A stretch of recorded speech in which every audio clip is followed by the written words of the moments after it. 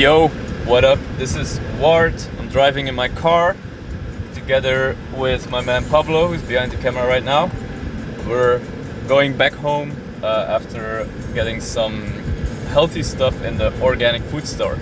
Now, we were discussing today, about marketing strategies and content strategies and all those things.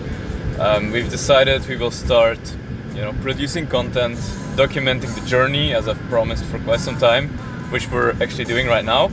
And one of the things we were discussing was what should it be about. It should be a regular vlog, like what's happening in my daily life. Should be more focused, like more technically, something online gambling. Maybe some stuff on health and food, nutrition.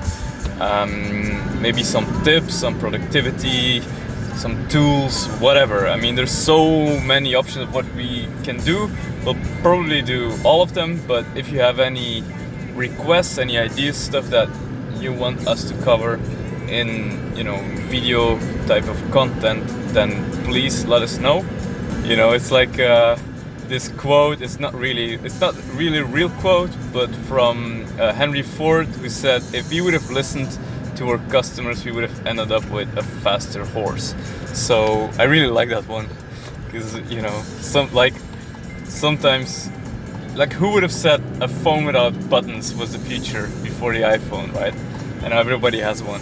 If Apple would have done a survey asking, would you be interested in a phone without buttons, just a touch screen?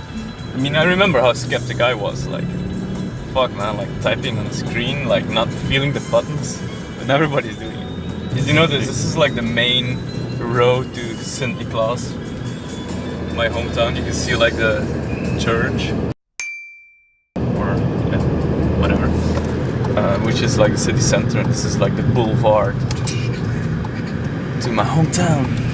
It's not much, it's not quite London, mate. But I enjoy living here.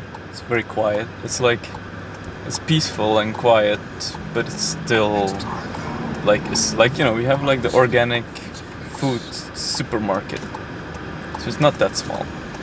But did you know Ryan Holiday, one of my favorite writers, he lives on a farm in Austin, and he his Instagram stories, it's always about he has cows and sheep and whatever, actually farming.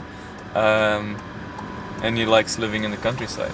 He says that it's good to live in a big city, but not for too long, not your whole life, because it affects you and your personality and your way of thinking and living in a way. And it's good for a short time, especially when you're young, but when you do it for too long, you kind of get so caught up in the fast-paced living, and you should be able to enjoy the quiet moments as well. I think that's quite. Everybody's different. Some people would not be able to live in a big city like London. Others would not want to. Would go. People ask me if I go crazy for living in a more quiet place, but I adapt or die. No.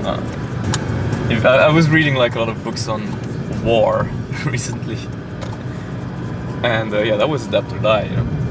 If I was born 100 years earlier, would be the last year of World War One right now. Would be in the trenches. My captain would say, attack, and I would just run in no man's land and get mowed down by machine guns. And now I'm we're now getting to my place, in the area, but you cannot park in front because there's a parking suspension. So now I'm stressed if I'm gonna find a place to park my car here, or if I'll have to go to the other car park that's 100 meters further away. So I'll have to walk an additional 100 meters to. Actually, we're lucky, but this is my worries right now as a 30-year-old man. Well, a century ago, we've been in the trenches, man, defending my country. Who talks about those things these days? Some countries they still have it, but if Belgium was at war, I don't know.